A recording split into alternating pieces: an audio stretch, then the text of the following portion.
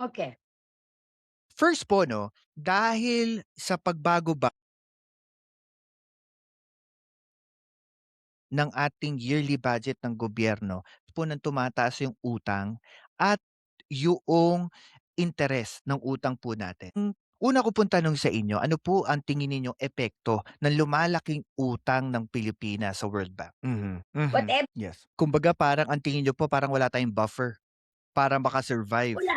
Totoo. Hindi So katulad ngayon nice. kasi Actually Ma'am Susan, I remember when I was, researching about dito sa 2016 election, I remember talaga ang napakalaking, porsiyento ng boto talagang nakuha niya is from the OFW, eh. And I think yes, nanggaling ito sa siguro kakulangan din ni Pinoy at that time and also yung ano, eh, culture shock nga nung dumating si Duterte na hindi natin akalain that a president can say bad words. A president can, mock the President of United States. Yung mga gano'ng, bravado, ika nga, sabi nga nung isa nating guest, talagang nagbago siya, nag-shape siya ng ating, sabi nga politika.